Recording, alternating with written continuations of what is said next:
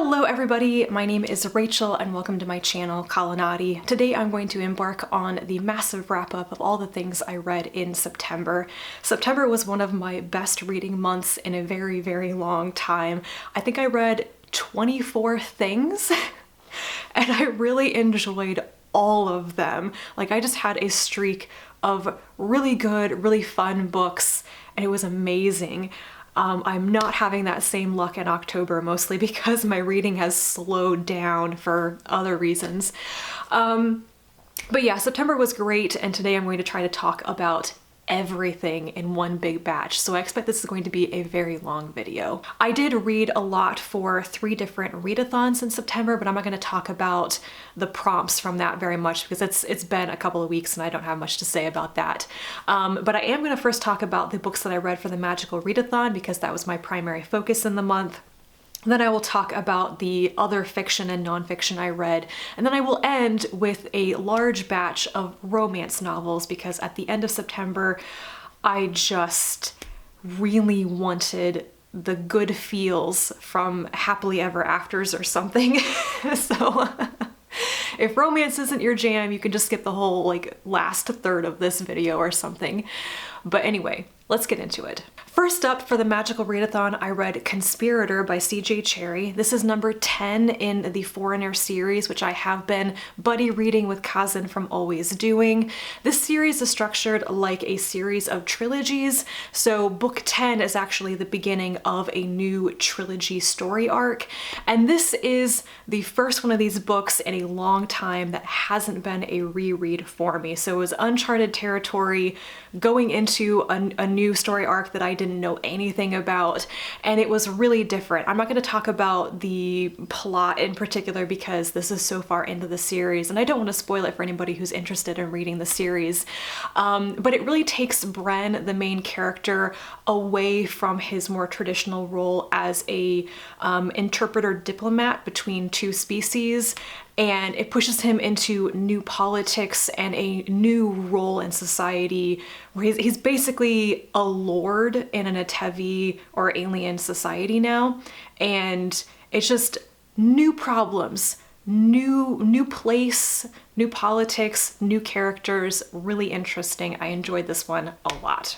After that, we have A Psalm for the Wild Built by Becky Chambers. This is her new novella and the first in the Monk and Robot series, which I think right now is just a duology, but I have my fingers crossed it will be more than 2 novellas.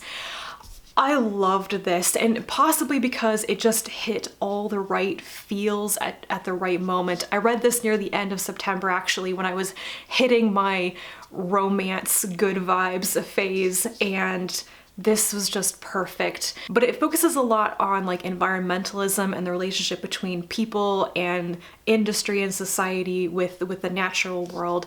And it is set some hundreds of years after basically all the robots in this world woke up and then went off into the wilderness. And the humans have not had any interactions with the robots for a very, very long time. And then the main character, Dex, is a tea monk, and one day a robot walks into their camp and asks what humans want or need, and they start talking. The robot in the story is named Mosscap, and I also found it very, very interesting.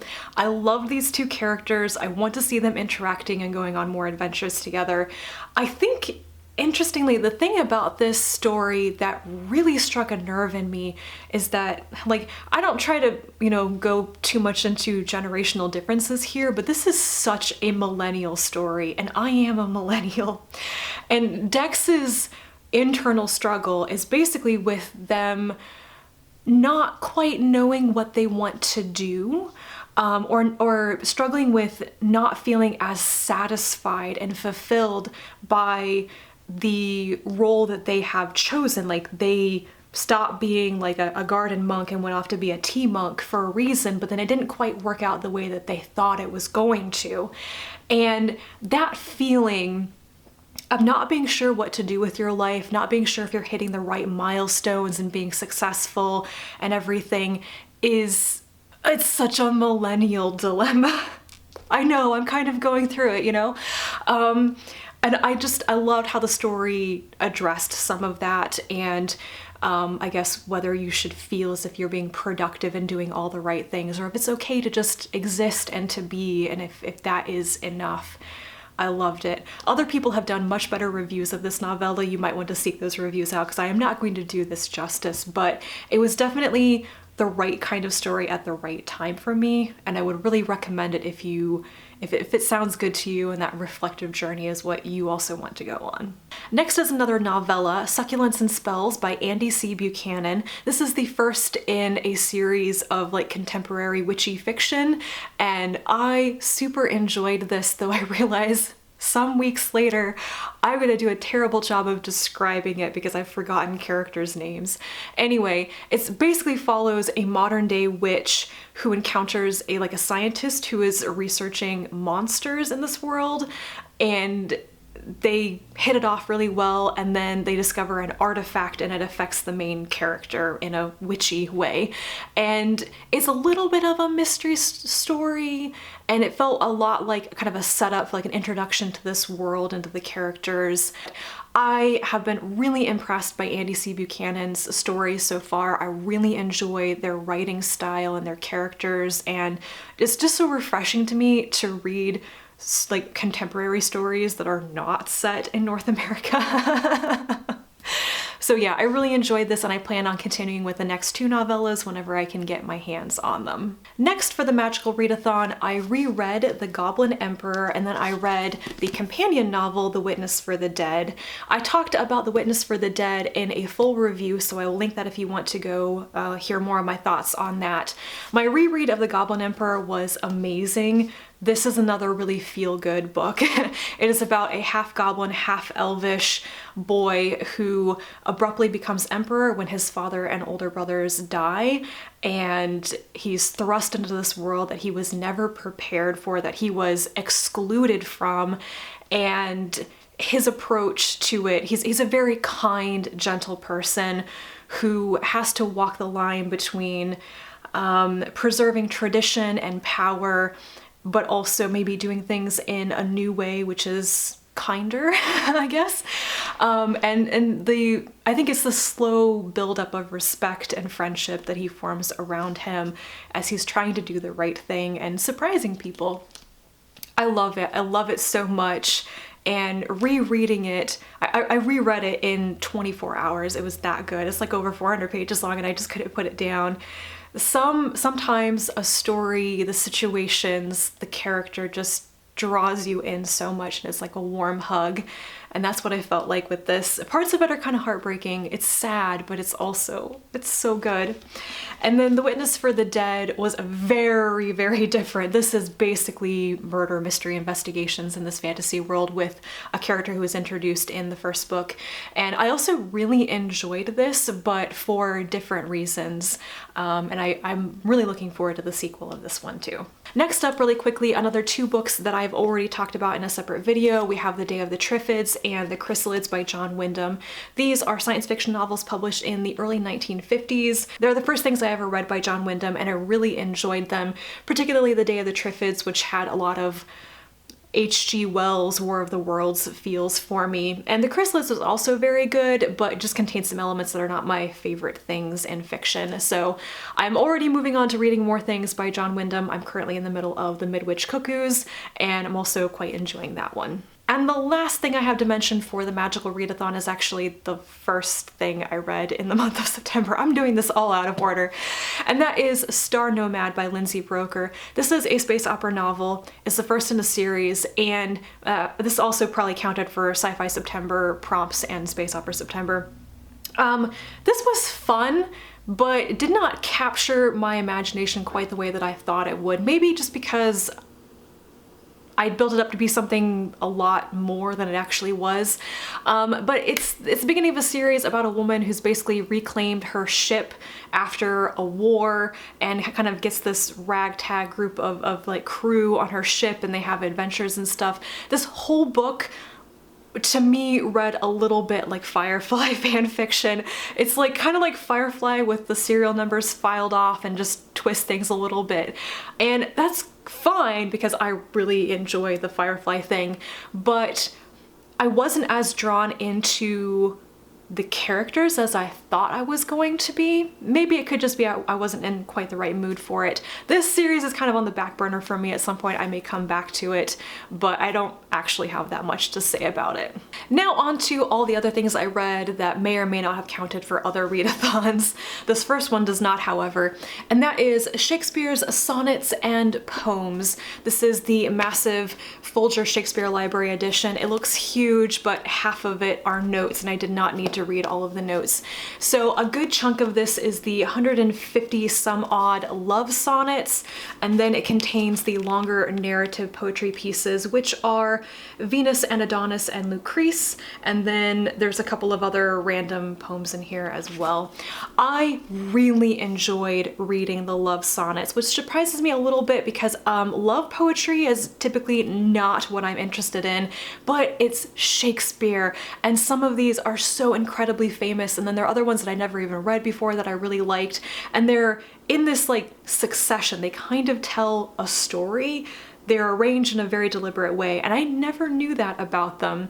So really enjoyed reading the love sonnets. I read a lot of them out loud, mostly to kind of get a feel for the words, and that makes it easier to understand sometimes. I don't sit around reading poetry aloud to myself all the time, but it really worked in this case. All the other pieces in this, the longer narrative poems, I really did not like. I found them to be very boring, and I mostly skim read them after the halfway points. Just gotta be honest. But yeah, I'm very happy that I finally read this. This has been on my kind of like, I don't know, bucket list TBR for a long time for whatever reason. Then I read two related anthologies. The first one is Defying Doomsday, edited by Tsana Dolichva and Holly Kench. And then I read the follow-up, which is Rebuilding Tomorrow, edited by Tsana Dolichva. These are two anthologies focusing on the stories of disabled and chronically ill people during apocalypses, both during the apocalypse and then afterwards, and rebuilding and reshaping the future. I've done a separate video where I talk in detail about the stories of these that I really enjoyed and what I liked about the themes and stuff, so more information there. But I really enjoyed reading these, especially because I was buddy reading them with Shannon from That's So Poe. We had some really good discussions. Rebuilding Tomorrow is definitely my favorite, continuing the theme in September of just super enjoying things that had more hopeful, inspirational, and happy endings, I guess. Yeah, we'll go with that. Next is pretty much the one nonfiction work that I read in September, and that is Fermat's Enigma by Simon Singh. This was great. I was super drawn into the story of this. So Fermat's last theorem went unsolved for like 400 years, and I went into this knowing that it had been solved some time ago, but I didn't know the story behind it. I didn't know really what the theorem was and why it was so difficult to prove, like to find the proof for it. This book is just a really accessible, well-told history and explanation of the theorem, number theory, concepts like elliptical equations and modular forms, and how they ended up being the same thing, and how all these really complicated, newfangled mathematical stuff fed into one person finally discovering a solution to the theorem in the 90s. And he worked on it secretly for like a decade or more, and then when he actually came public with his proof, there was a problem, so he had to work for like 18 months in the public eye to fix it. That was super tense.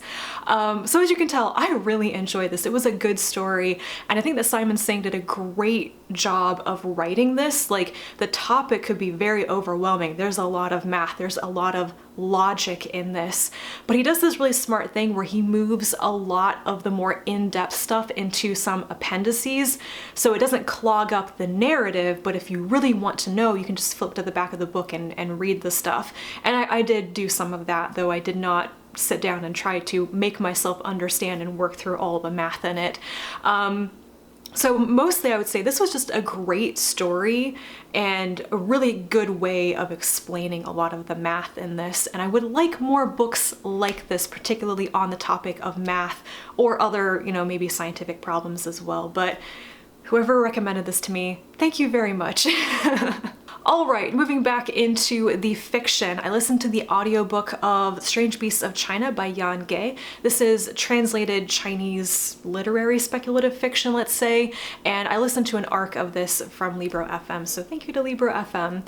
This is a strange book, and I have mixed opinions on how successful I think the storytelling in this is.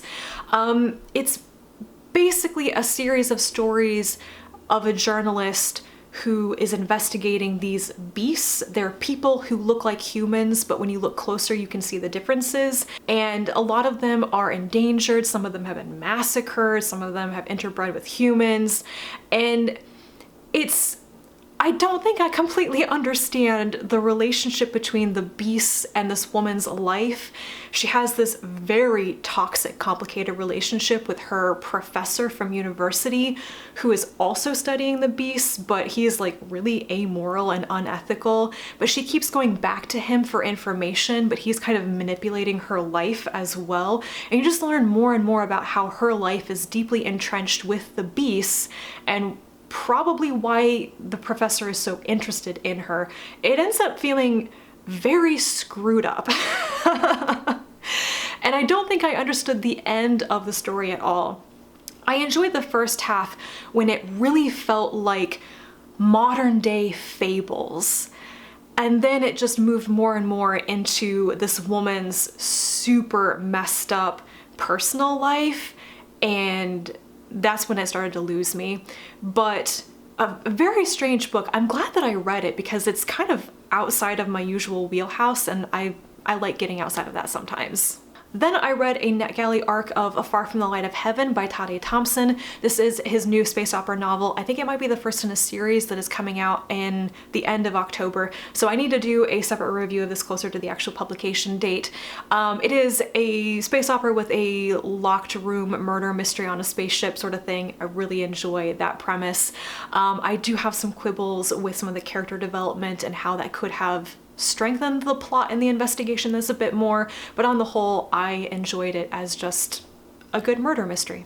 That is my segue into more mysteries. So let's talk about the last 3 of the Vampire Knitting Club books. I've talked about this series in the past. I did kind of an overview of the series and the first 10 books. And now I think that it's actually over with. Given how things end up in book 13, I think the series is at a natural stopping point, and there haven't been any others announced as far as I know.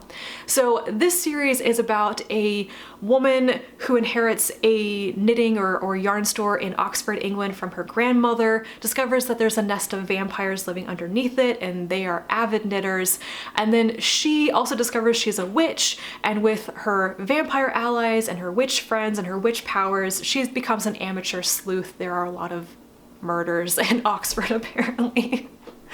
So these last 3 are Diamonds and Daggers, Herringbones and Hexes, and Ribbing and Runes. Hopefully I've gotten that right. I'm not going to talk about the plots of these because this is the end of the series, but I really enjoyed Diamonds and Daggers, particularly because it's more of a theft storyline than an outright murder mystery. It shakes things up a little bit with the formula. But also the main character, Lucy, is way more assertive in this one in some cases. Like, she's explicitly trying to be more assertive, and I liked that. The next one, Herringbone and Hexes, I was pretty darn meh about. And then the last one, Ribbing and Runes, was like, okay, we've got a good end, and I'm happy with it. So this whole series is just fun. They are very cozy murder mysteries that do not take a lot of things seriously. There is a supernatural element, but there's not a lot of intense world building or anything. So these are actually some of the best things to just listen to on audiobook while you are doing your crafting, which is what I have done while listening to the entire series. And now, the last third of this wrap-up is just going to be romance novels because of that binge that I went on. I think I read all 8 of these in approximately 1 week, so I was on a roll. The first one is The Princess Trap by Talia Hibbert. Hibbert is my favorite romance novelist right now. I love her stuff. This is one of her older romances, and it's the first one that I wasn't super in love with, to be honest. This is about a a prince of a fake Scandinavian island kingdom who's had a little bit of a sensational past. He's in like London. He encounters this woman who's an HR manager at a school. They hit it off. She doesn't know who he is. He doesn't volunteer who he is. They're getting ready to have a hot encounter, and then the paparazzi surprise them in a back alley, and then they have to do this whole fake engagement thing for reputation's sake. And I think the first strike against this for me is that I'm really not into the fake modern day royals situation in romance. It does not work very well for me.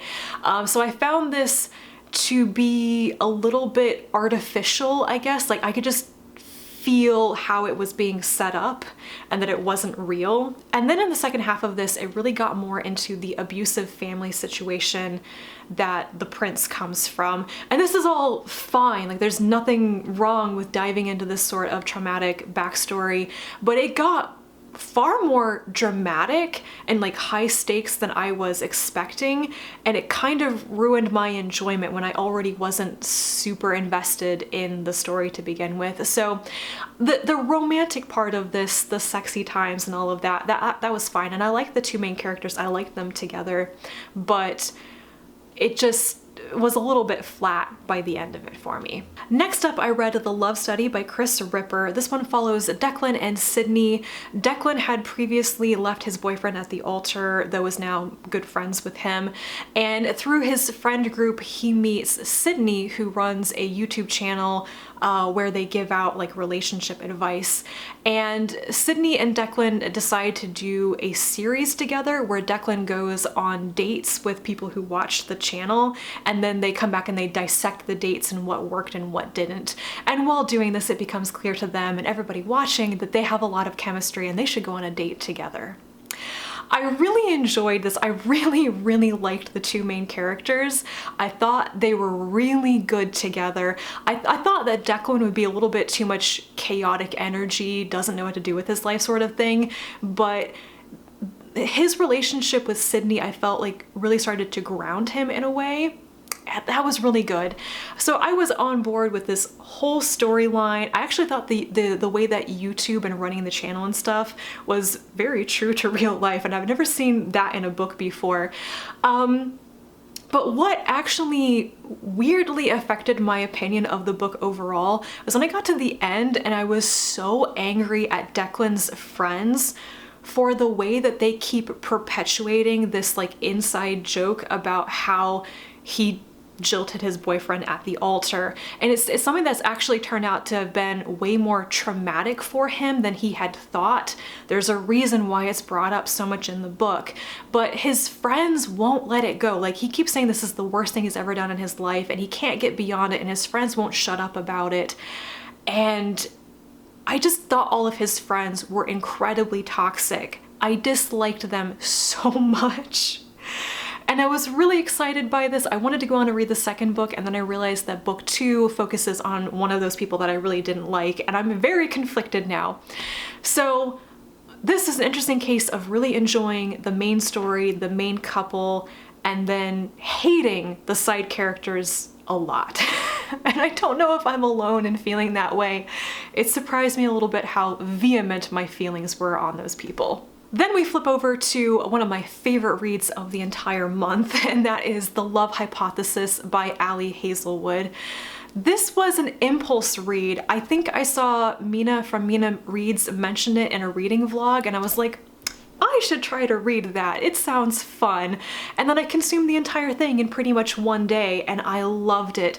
There's only one thing that kept this from being a 5-star read for me, and it's kind of awkwardly the one sex scene in the book, so I'm gonna talk about that. But this is about Olive, who is, I don't know, like a postdoc researcher at a university, and a professor there, Adam, and they end up fake dating for reasons, but he's basically the really unlikable professor that all the students hate because he's very difficult and very demanding, and she didn't really intend to ask him to do this fake dating relationship thing. She kind of stumbled into it and then had to commit.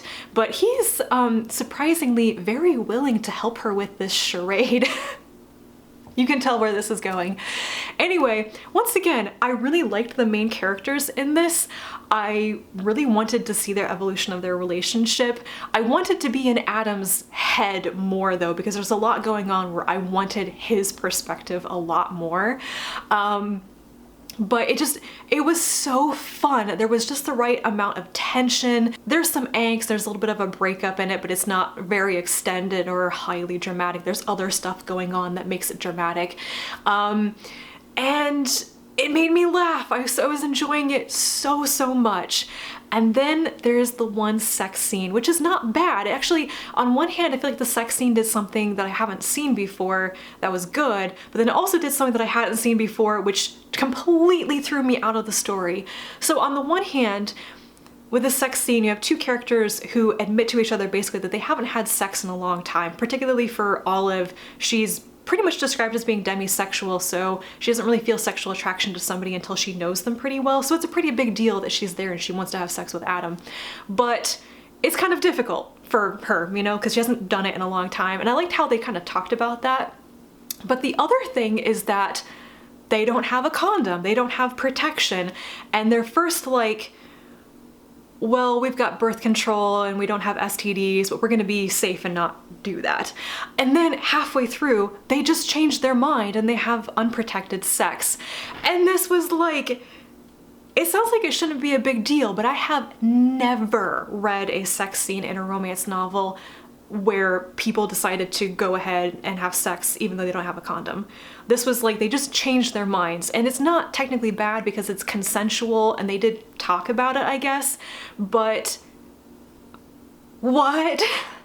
I couldn't stop thinking about it. It bugged me so much. So yeah, that became the one thing that kept this from being like a perfect, fun, fluffy read, but whatever. I will read the next book in the series because I'm sure it will be just as fun. Next, The Gentle Art of Fortune Hunting by K.J. Charles. I also really love K.J. Charles's books. This is a historical male-male romance set in Regency England. It follows Hart, who is kind of gentry, I guess. He's a more wealthy individual. And Robin, who is dirt poor, and he and his sister are fortune hunters masquerading as gentry. They have come to town for the season in the hope of nabbing some rich spouses. Marianne is on the verge of nabbing herself a very disagreeable marquess, and Robin has his eye on a very pleasant young woman, and Hart is her overprotective uncle. Hart realizes that Robin and his sister are fortune hunters. He might try to get rid of them. He basically doesn't want Robin around his niece, but Hart and Robin have some sparks that fly between them. There's a situation which ends up with Robin owing Hart a lot of money, but instead of paying the debt because he doesn't have any money, they come to another agreement which involves a lot of sex. Now, I first tried to read this book back when it came out in February, and I didn't get past the first quarter of it. It was fine, but it didn't really grab me. I wasn't really feeling the characters or the situation. And when I started rereading it in September, I felt kind of the same way, but I read further until I got to the bit where they have this agreement to pay off the debt. And everything just clicked at that point. It's like all of a sudden, these two characters were acknowledging what they wanted and what they were gonna get out of this, and it was working for them. And then the whole story just snowballed from there. I really liked the story overall, but this was a romance novel where pretty much everybody, even on the side characters, get happy endings. Not all of them romantic. For example, the niece in the story, she doesn't want to get married. She wants to go off and study mathematics in Europe. Does she get what she wants? Yes. Thank you. It was just very, very satisfying. Exactly what I wanted. And after I read this, I was like, I need to find more authors who are kind of like K.J. Charles and writing historical queer romances. I really want that. And that is how I stumbled on A.J. DeMoss. Literally, I was looking at my recommended stuff on Goodreads and I saw this first book with K.J. Charles's review at the top, and I was like, well, gonna read that. So So I read 4 books by A.J. DeMoss.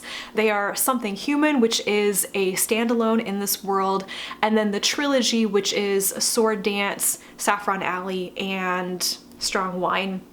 So all 4 of these books are set in a fictional version of the ancient Mediterranean. So we have societies that are very reminiscent of Greece and Rome and Roman Britain. And I really love this. I've never really read fiction set in this kind of time period, whether it's real history or fake history, and I just loved the feel of it. It's one of the things that I enjoyed the most. So Something Human, the standalone, is set in something that's very reminiscent of like Roman Britain, and it follows Daggers, who is like a faux Roman official, who is left for dead on the battlefield with a like local tribe. And the other person in the story is Rus. He is also left for dead there, but they save each other even though they're from opposite sides, and they fall for each other, and they basically want to help their 2 sides get along better. And I loved it. I really enjoyed both of the characters. There's a little bit of a twist about their identities and how they come together and everything. The complication in this story is that Rus's people are, let's say, very anti same-sex relationships. So Rus is gay and Daggers is bisexual, I guess. And Daggers is from a society that's like, yeah, just sleep with whoever you want to. And Rus is not. So it has to be like secret on one side, but not so secret on the other. And just, I really like the discussion of the cultural differences and how these 2 people got along and everything. So I enjoyed this so much that I decided to attempt the trilogy. And I say attempt because I was a little bit reluctant to read further when I was reading the synopsis of this trilogy, because slavery is a large part of this world. It's discussed kind of in the background in Something Human, but in the Sword Dance trilogy, one of the main characters is an ex-slave, also a non-binary individual who is a eunuch, was a slave, is a sword dancer, is now free. And so the trauma of slavery, the trauma of sexual assault and rape and everything is a major part of this character's story. And I was a little bit reluctant to get into that in a romance series. You know, there's a lot more going on here than just 2 people falling in love, but you know, and I was actually very pleasantly surprised at how it was handled. The trauma and working through that is discussed, and you know, the characters handle it very well, but it just kind of weirds me out to have such a horrible thing as slavery in something that I was reading for fun, you know? Maybe I'm building it up into a thing that it doesn't need to be, but it caused me some reluctance. Despite that, I loved this trilogy. I consumed all 3 books in about 2 days. I just couldn't stop reading. So the main characters are Varazda, who is the eunuch sword dancer, and then Damiscos, who is an ex-soldier. All 3 of these stories, basically you have them meeting, and then you have them deciding to stay together, and then you have them trying to live together. So there's kind of like the build-up for the typical romantic, oh, we've fallen for each other, but then the rest of the trilogy is all about how will they actually reshape their lives to be together, and I really liked that. And all 3 storylines also revolve around mysteries, and I think this is actually the weakness of the stories. I really loved the characters, the character development, and exploring their societies and everything, but the investigations in each story went on a little bit too long. I think there are some plot pacing problems in each book, which is directly related to how quickly the investigations were wrapped up. It's sort of a minor quibble though. It didn't super bother me while I was reading them, but there were some parts, especially in the last book, where I was like, okay, we're halfway through and we need to start speeding things up a little bit, guys.